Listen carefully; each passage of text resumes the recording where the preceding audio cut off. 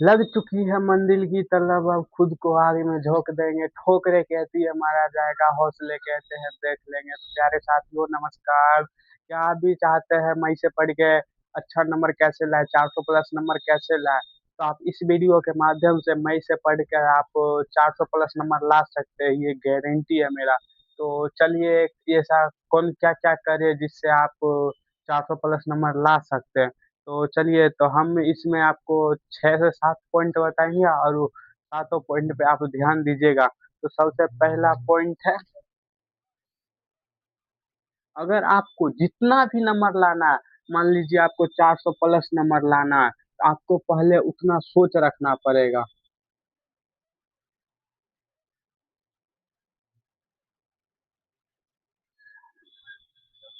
आपको पहले सोच रखना पड़ेगा कि हमको 400 प्लस लाना है, 450 प्लस लाना है, हमको टॉपर बनना है। देखिए, हम भी सोचे थे कि हमको 400 प्लस नंबर लाना है, तो मेरा भी उतना नंबर है। आप जितना सोचिएगा आपको उतना नंबर आएगा। बस जैसे आप सोचिएगा हमको 400 नंबर लाना है, आप तैयारी कीजिएगा 400 नंबर का, और फिर बाद में सोचिएगा 450 नंबर आए, तो वो मुमकिन है, ऐसा नहीं आ सकता। तो सबसे पहले आपको जितना नंबर चाहिए उसके लेवल का आपको सोच रखना पड़ेगा। फिर दूसरा है टाइम मैनेजमेंट। तो भैया टाइम मैनेजमेंट कैसे करें? तो आप टाइम मैनेजमेंट, देखिए टाइम मैनेजमेंट कैसे कीजिएगा, हर एक चैप्टर का अलग अलग टाइम टेबल बनाइए और उस टाइम टेबल के अनुसार पढ़िए। देखिए जैसे सुबह मॉर्निंग में, तो मॉर्निंग में आप फिजिक्स पढ़ लीजिए। आप मॉर्निंग में फिजिक्स पढ़ लीजिए। उसके बाद मान लीजिए 7 बजे से आप फिजिक्स पढ़िएगा, 7 से 9 फिजिक्स पढ़िएगा। उसके बाद 7 से 9 के बाद 1 घंटा आप ब्रेक लीजिए, फिर 10 बजे से मैथ पढ़िए। मैथ से 10 से लेके 12 बजे तक आप मैथ बनाइए। मैथ बना के उसके बाद आप रेस्ट कीजिए। उसके बाद 2 बजे उठिए, फिर मैथ का प्रैक्टिस कीजिए। आप अलग अलग, आप अपने अनुसार से आप इसका टाइम बना सकते हैं और अपने अनुसार से आप पढ़ सकते हैं। तो यही सब है, आप टाइम मैनेजमेंट कीजिए, सोच रखिए आपको जितना नंबर लाना है। उसके बाद स्ट्रेटजी, स्टडी स्ट्रेटजी, जो हमको मतलब जैसे स्टडी स्ट्रेटजी का मतलब है क्या, जो हमको इस चैप्टर को इस तरह से पढ़ना है। मान लीजिए आपको केमिस्ट्री नहीं समझ आ रहा है, तो आप केमिस्ट्री नहीं समझ आ रहा है तो आप सोचिएगा इसको छोड़ देते हैं, क्या पढ़े अब। मेरा भी केमिस्ट्री खराब था और फिजिक्स अच्छा था, तो समझ आए या नहीं आए हम पढ़ते थे।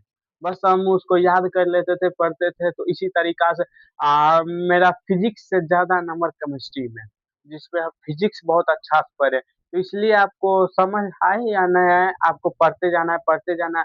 4 से 5 बार पढ़िएगा, आपको पूरा कंप्लीट हो जाएगा। बस आपको मन में लगेगा कि नहीं हमसे नहीं हो पाएगा ये वो, तो आप कर सकते हैं, ये आराम से है। फिर आंसर राइटिंग, उसके बाद है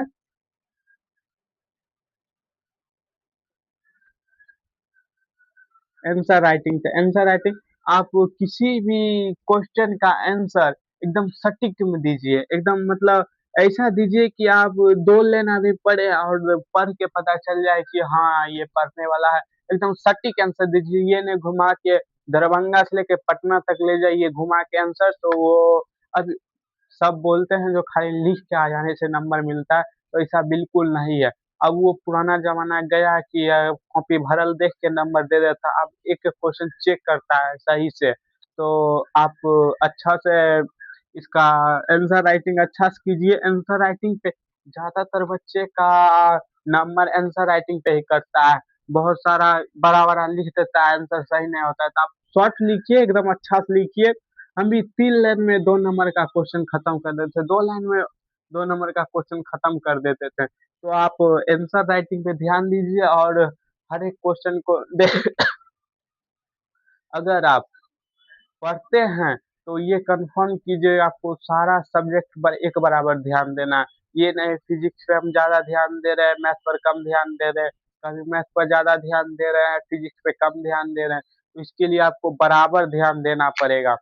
तो चलिए, आंसर राइटिंग आप समझ गए। उसके बाद है प्रैक्टिस।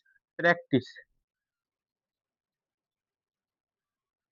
प्रैक्टिस प्रैक्टिस कैसे करें? प्रैक्टिस तो आप सबसे पहले क्वेश्चन बैंक लीजिए ईयर वाइज, और आप मान लीजिए आप फिजिक्स का पहला चैप्टर पढ़ लिए, तो पहला चैप्टर विद्युत आवेश तथा क्षेत्र पहला चैप्टर है, तो आप पहला चैप्टर पूरा कंप्लीट कर लीजिए, और वो खत्म हो गया पहला चैप्टर, तो उसके बाद क्वेश्चन बैंक निकालिए।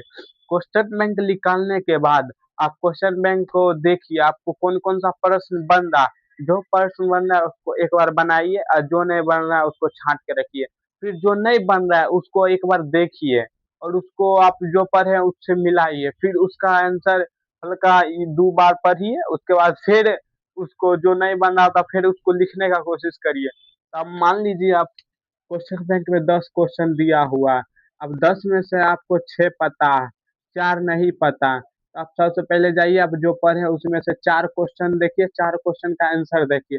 अब 4 क्वेश्चन का आंसर देखिएगा तो कन्फर्म है आपको 3 क्वेश्चन बन जाएगा। आंसर अगर पढ़ लीजिएगा तो आप मान लीजिए एक क्वेश्चन बचा है, फिर उस एक क्वेश्चन को पढ़िए, और फिर जाके एक बार फिर टोटल 10 क्वेश्चन को बनाइए। ये ऐसे बनाइएगा तो आपका अच्छा क्वेश्चन भी अच्छा प्रैक्टिस हो जाएगा, आप जो क्वेश्चन देखिएगा बना दीजिएगा। हम भी इसी तरह से बनाए थे और बना रहे हैं। तो ये हो गया, उसके बाद रिवीजन।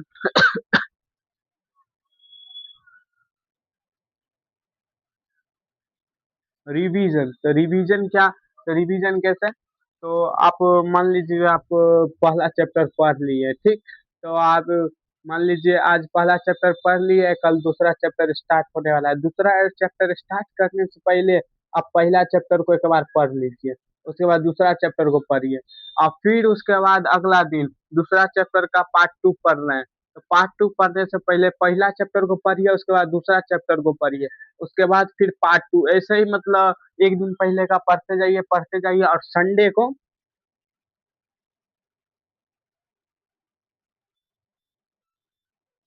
संडे को आप पूरा ये पहला चैप्टर और दूसरा चैप्टर अगर कंप्लीट हो गया है तो पहला और दूसरा चैप्टर पूरा को एक बार रिवीजन करिए, बैठिए एकदम पूरा, एकदम एगो को पूरा रिवीजन कर लीजिए। तो प्रैक्टिस हो गया, रिवीजन हो गया, उसके बाद डिस्टेंस। डिस्टेंस अगर मान लीजिए आप अभी मान लीजिए आप 7 बजे पढ़ने के लिए बैठे, और फोन में मैसेज आ गया, तो आप सबसे पहले कीजिए, अगर आप पढ़ने बैठते हैं तो आप अपना फोन को अलग कर दीजिए, आप अपने साथ फोन को नहीं रखिए। तो यही है, आप अपने साथ फोन को नहीं रखिए, या आप ऑनलाइन पढ़ाई कर रहे हैं तो आप डोंट डिस्टर्ब मूड में रख के पढ़िए, जो आपको कोई फोन करेगा कोनो मतलब नहीं। आप मान लीजिए आप 1.5 घंटा पढ़वे कीजिएगा, 1.5 घंटा पढ़वे कीजिएगा, और 1.5 घंटा पढ़िएगा तो क्या है, 1.5 घंटा में क्या अथी हो जाएगा। तो आप 1.5 घंटा पढ़िए, मान लीजिए आपका कोई फोन किया तो आप बोलिए कि 1.5 घंटा का क्लास है, हम कर लेते हैं, उसके बाद आ रहे हैं कहीं पे। तो इसी तरीका से कीजिए, देखिए अगर आप किसी भी चीज को कहते हैं अति करने तो आप त्यागने का क्षमता रहती है। अब मान लीजिए आप सोचिएगा कि अभी हम 10th या 12th का एग्जाम भी दे दे, या हम घूम भी ले, तो दोनों एक साथ कीजिएगा, मस्ती भी करें और एग्जाम में अच्छा नंबर भी लाए, ऐसा बिल्कुल नहीं है। हम भी किए तो हम भी मस्ती कम किए और पढ़ाई पे ज्यादा ध्यान दिए, तो मेरा भी नंबर आया है।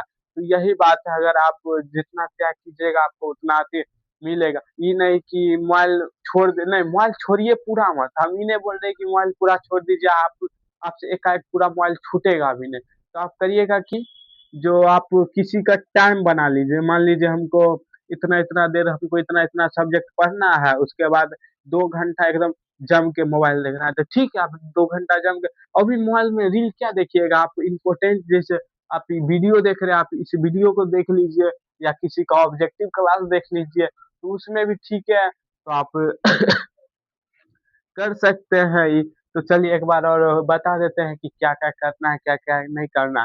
तो पहला है टाइम, टॉपर की सोच, सबसे पहला टॉपर की सोच या 400 प्लस नंबर कैसे ला, इसका सोच आप डेवलपमेंट करिए कि कैसे हम नंबर लाए, क्या करें नहीं करें।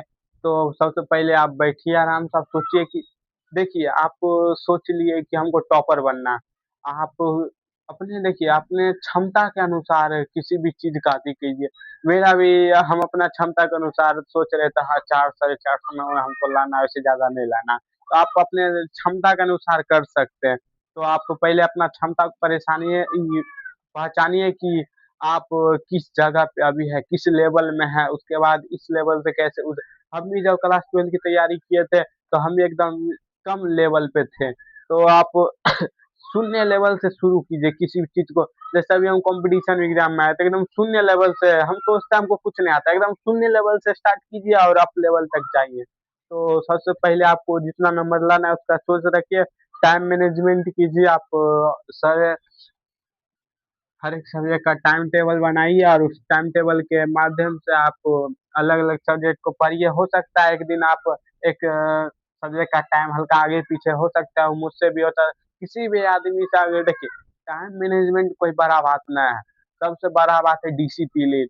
हर एक टाइम टेबल का डिसिप्लिन फॉलो कीजिए, धीरे धीरे धीरे धीरे सब हो जाएगा।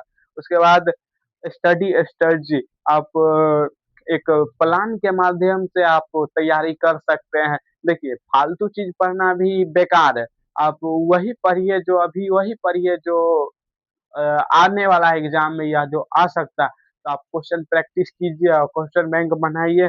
और आंसर राइटिंग आप 2 से 3 घंटा हर एक सब्जेक्ट का आंसर चेक कीजिए। आंसर चेक कीजिए और आंसर लिखिए और बनाइए। और तीसरा, प्रैक्टिस और टेस्ट दीजिए। आप प्रैक्टिस कीजिए और जाइए ग्रुप में जाइए और क्वेश्चन दीजिए और टेस्ट बनाइए। ग्रुप में टेस्ट बनाने के बाद मोटिवेशन आता है, हाँ मेरा इतना सही हो रहा है, हम इतना नंबर ला सकते हैं। तो हम भी ग्रुप में जाके प्रैक्टिस टेस्ट देते थे। और रिवीजन, आप रिवीजन रोज कीजिए। सबसे बड़ा है रिवीजन। आप मान लीजिए आप अभी पहला चैप्टर पढ़ रहे हैं, पीछे भूलते जा रहे हैं, आगे पढ़ते जा रहे हैं, पीछे भूलते जा रहे हैं, आगे पढ़ते जा रहे हैं। ऐसा पढ़ने से कोनो फायदा नहीं। ये हो गया जो हम आगे बढ़ल जा रहे हैं, कुछ पीछे वाला पते नहीं, इसका कोनो मतलब नहीं, ऐसा पढ़ने से कोनो फायदे नहीं। और रिवीजन स्ट्रेटजी और डायरेक्शन। अभी डायरेक्शन, देखिए डायरेक्शन आप किसी भी एक संस्था को पकड़िए अच्छा से। आप ऑनलाइन पढ़िए या ऑफलाइन पढ़िए, आप ऐसा संस्था को पकड़िए जो आपको सही डायरेक्शन, सही दिशा देते दे सके। तो आप उसको आप चेक करके आप अभी पढ़ सकते हैं। अभी जहाँ पढ़ रहे, एक ही जगह पढ़िए, आप कभी उधर जा रहे हैं, कभी उधर जा रहे हैं, ऐसा पढ़ने से कोनो फायदे नहीं। कभी ऊ दुकान, कभी ऊ दुकान, कभी ऊ दुकान, ऐसा कोनो अथी नहीं। किसी एक कोचिंग में जाके पढ़िए या ऑनलाइन क्लास में जाके पढ़िए, तो एक जगह पढ़ने से ठीक रहता है। मान लीजिए आप मेरे पास पढ़ रहे हैं, तो हम अपना तरीका पढ़ाने का अलग रहेगा। आप किसी अन्य संस्था में जा रहे हैं पढ़ने, तो उस जगह पढ़ाने का तरीका अलग रहेगा।